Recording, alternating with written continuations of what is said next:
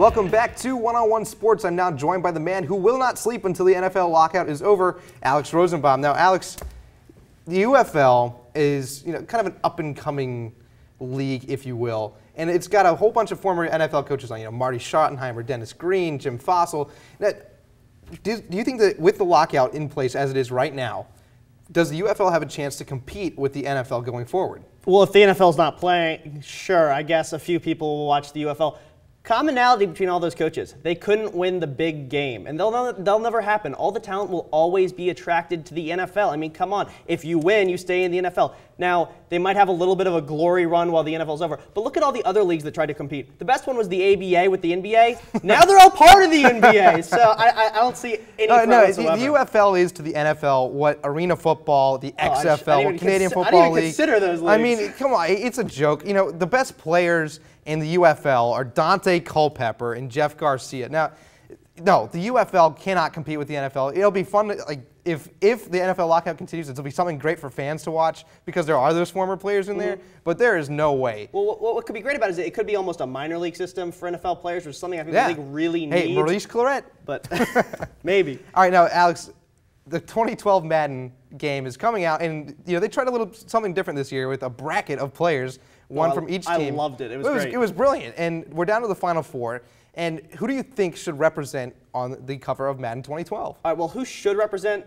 It's Aaron Rodgers. It's not even close because clearly Super Bowl champion, Super Bowl MVP, probably has put himself in that elite class with Peyton Manning, Tom Brady, Drew Brees, who just got knocked out. Yep. But the guy who I think should be on top of the cover is Michael Vick. No. And this is why. I know he's already been on the cover before. That's why he shouldn't be on the cover. But think of video game players. LeBron James is a video game player. Michael Vick is what every kid wants to play with when they play Madden.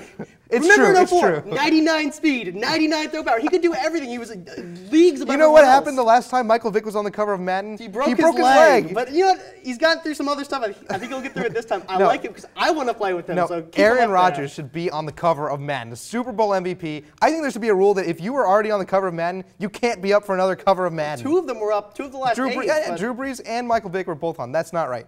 Now, the last question I have for you today is about HGH and the collective bargaining agreement, because the new, Roger Goodell wants to put this into the CBA. They already do drug testing for other things, but HGH is not in there, and they want to include it in the new CBA. Now, do you think that they should do that? Well, they definitely should do that. I don't know why he's coming out and talking about that now.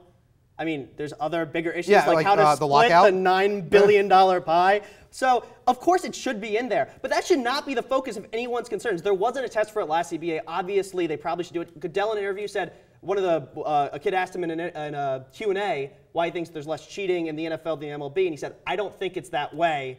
We just don't have the testing policies. So obviously the HGH needs to get in there because that was a problem in Major League Baseball. Yeah. Goodell is all about the integrity of the game, and he needs to keep that up, but now is not the time to bring it up, not at all. No, I don't think that they should bring it up now, but why not test for it? I mean, I think we'll be surprised by the amount of players that actually test positive for it. These guys are almost unhuman, so I wouldn't be surprised if there's high test numbers. But how reliable is the test for HGH? That's the big question. I mean, what is it, like in everything now? I think so. Time once again to take a quick break, but when One-on-One returns, Billy O'Riordan and Alex Sharon will field questions from our fans about the NBA playoffs. Don't go anywhere.